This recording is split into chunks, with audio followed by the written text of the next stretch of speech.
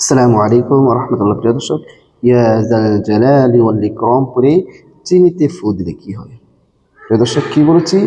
ইয়া যাল জালালি ওয়াল ইকরাম পরে চিনিতে ফু দিলে কি হয়? সাথে সাথে ফলাফল, সাথে সাথে ফলাফল বাধ্য হবে।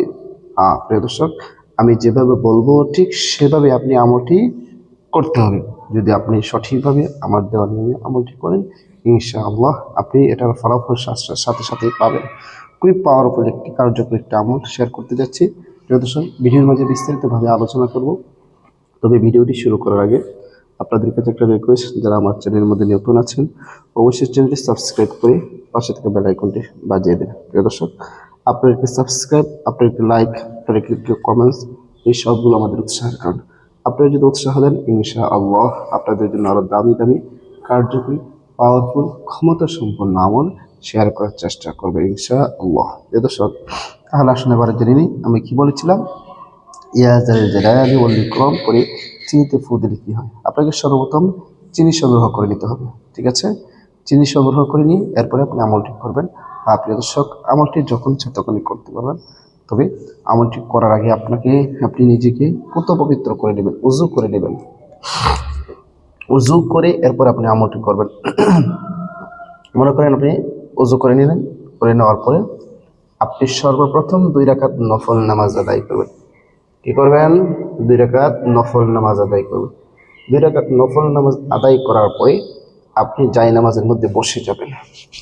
বসে গিয়ে পশ্চিম দিকে মুখ করে আপনি আপনার গুনাহের প্রতি লজ্জিত হয়ে কাইমনো বাক্যে 11 বার ইস্তিগফার পাঠ করে নেবেন। যে কোনো ইস্তিগফার আপনি পারেন পড়ে নেবেন। আস্তাগফিরুল্লাহ রাব্বি মিন কুল্লি যামবি ওয়া আতুবু ইলাইহি লা হাওলা ওয়ালা কুওয়াতা ইল্লা বিল্লাহি আলিয়্যিল আযীম।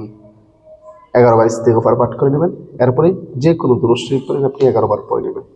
আল্লাহুম্মা সাল্লি আলা মুহাম্মাদি ওয়া আলা আলি মুহাম্মাদ কামা সাল্লাইতা আলা ইব্রাহিম ওয়া আলা আলি ইব্রাহিম ইন্নাকা হামিদুম মাজিদ। আল্লাহুম্মা বারিক আলা মুহাম্মাদি ওয়া আলা আলি মুহাম্মাদ কামা বারাকতা আলা ইব্রাহিম ওয়া আলা আলি ইব্রাহিম ইন্নাকা হামিদুম মাজিদ। এরকম ভাবে 11 বার ইস্তিগফার এবং 11 বার দুরূদ শরীফ পড়া যখন শেষ হয়ে যাবে, এরপরে আপনি 11 বার ইয়া যাল জালালি ওয়াল ইকরাম পড়বেন। একবার পড়া শেষ হলে একটি ফু বা দম করবেন, সেই চিনির মাঝে আপনার পরিমতো চিনি নিয়ে নেবেন। আবার পড়বেন ইয়া যাল জালালি ওয়াল ইকরাম, ইয়া যাল জালালি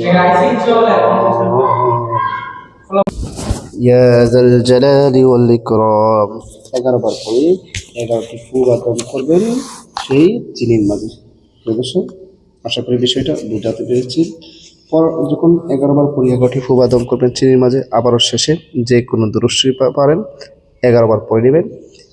সাল্লাল্লাহু আলাইহি ওয়াসাল্লাম, সাল্লাল্লাহু আলাইহি ওয়াসাল্লাম, সাল্লাল্লাহু আলাইহি ওয়াসাল্লাম। আবারও চিনির মাঝে 2টি ফু বা দম করে নেবেন। আপনার কাজ শেষ। এখন আসেন, এই চিনি কি করবেন?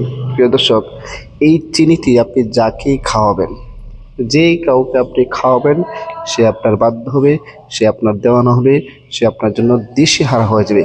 এতই কার্যকরী একটি আমল। প্রিয় দর্শক, অবশ্যই আমলটি কোনো অবৈধ কাজে বা খারাপ কোনো কাজে করবেন না। আপনি যখন কোনো মানুষকে ভালোভাবে হালালভাবে পেতে চান, প্রিয় মানুষটিকে, তখন আপনি আমলটি করতে পারবেন। এবং কে আমলটি করবেন, আমলটি করার জন্য অবশ্যই আমাকে কমেন্টসে জানাবেন, আমি আপনাদের অনুমতি দিয়ে দিব। একটি শর্ত হচ্ছে, ভিডিওটা একটু শেয়ার করে দিবেন। ভিডিওটা শেয়ার করে দিবেন যেন আপনার শেয়ারের মাধ্যমে অন্যরা ভিডিওটা জানতে পারে এবং দেখতে পারে। সবাইকে অসংখ্য ধন্যবাদ। আসসালামু আলাইকুম ওয়া রাহমাতুল্লাহ।